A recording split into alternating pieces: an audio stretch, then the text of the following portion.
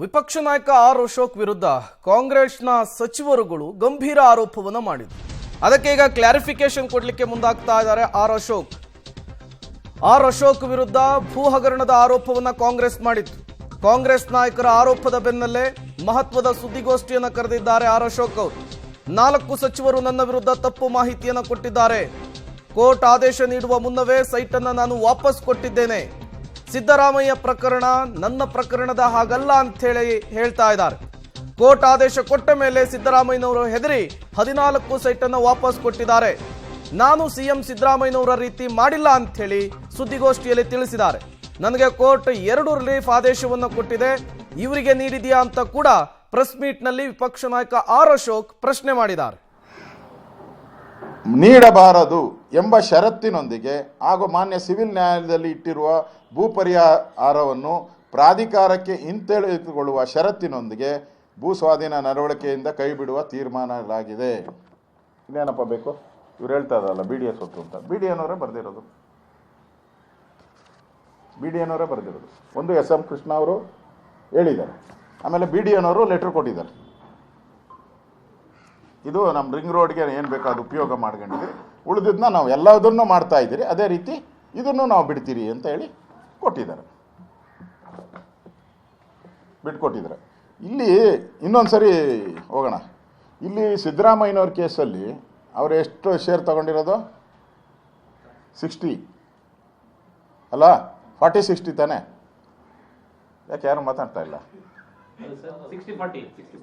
60 ಯಾರಿಗೆ? ಸಿದ್ದರಾಮಯ್ಯನವ್ರಿಗೆ. 40 ಯಾರಿಗೆ? ಸರ್ಕಾರಕ್ಕೆ. ಈ ಕೇಸಲ್ಲಿ ಏನಾಗಿದೆ ಅಂತ ಹೇಳಿದರೆ, ಈ ಜಮೀನಲ್ಲಿ 70% ಸರ್ಕಾರಕ್ಕೆ, ಇನ್ನು 30% ಅಂದಾಜು ಒಂದು 30% ಮಾತ್ರ ಓನರ್ಗೆ.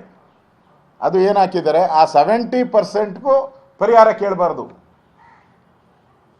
ಆ 70%ಗೂ ಪರಿಹಾರ ಕೇಳಬಾರ್ದು. ಯಾರು ಗೇನ್ ಇದರಲ್ಲಿ? BDA ತಾನೇ ಗೇನ್.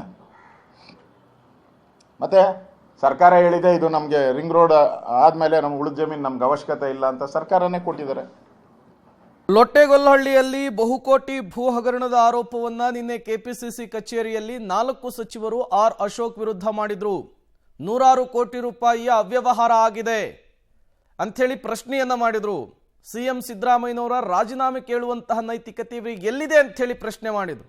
ಹಂಗೆ ನೋಡೋದಾದ್ರೆ ಆರ್ ಅಶೋಕ್ ಮೊದಲು ರಾಜೀನಾಮೆಯನ್ನು ಕೊಡಬೇಕು ವಿಪಕ್ಷ ನಾಯಕನ ಸ್ಥಾನಕ್ಕೆ ಅಂತ ಹೇಳಿ ಪ್ರಶ್ನೆ ಮಾಡಿದ್ರು. ಈಗ ಅದಕ್ಕೆ ತಿರುಗೇಟ್ ಕೊಡ್ತಾ ಇದ್ದಾರೆ ಆರ್ ಅಶೋಕ್ ಅವರು. ಫಿಟ್ ಮಾಡ್ಕೊಂಡು ಬಿಟ್ಟವ್ರೆ. ಅಂದರೆ 70% ಜಮೀನನ್ನು, ಅಂದರೆ 1 ಎಕರೆ ಅಷ್ಟು ಮೇಲೆ ಜಮೀನನ್ನು ಅವರು ಫ್ರೀಯಾಗಿ ತಗೊಂಡಿದ್ದಾರೆ. ಅಂದರೆ ಫ್ರೀ ಕೊಟ್ಟಂಗಾಯ್ತು. ಇವರು ಲ್ಯಾಂಡ್ ಓನರು ಫ್ರೀಯಾಗಿ ರಿಂಗ್ ರೋಡ್ಗೆ ಜಮೀನು ಕೊಟ್ಟಂಗಾಯ್ತು. ಉಳಿದಿದ್ದ ಜಮೀನನ್ನ ಕೊಟ್ಟಿದ್ದಾರೆ ಅಷ್ಟೇ.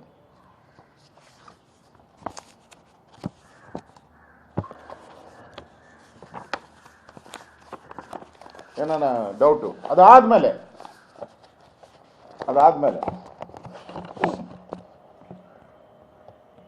ಸಿರಾದೀನ್ ಭಾಷಾ ಅಂತ ಹೇಳಿಬಿಟ್ಟು ಕೇಳಿದ್ದೀರ ನೀವು ಎಲ್ಲ? ಯಡಿಯೂರಪ್ಪನವ್ರ ಮೇಲೆ ಕೇಸ್ ಹಾಕಿದ್ದು ಅವರು.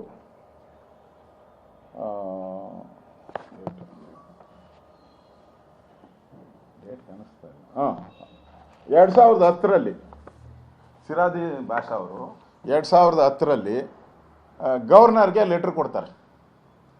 ಆವಾಗ ನಾನೇನಿದ್ದೆ, ಮಂತ್ರಿ ಇದ್ದೆ. ಗವರ್ನರ್ಗೆ ಲೆಟ್ರ್ ಕೊಡ್ತಾರೆ. ಗವರ್ನರ್ ಯಾರು? ಹಂಸರಾಜ್ ಭಾರದ್ವಾಜ್ ಅವರು. ಕೇಂದ್ರದಲ್ಲಿ ಯಾರಿದ್ದಿದ್ದು? ಕಾಂಗ್ರೆಸ್ ಗವರ್ಮೆಂಟ್.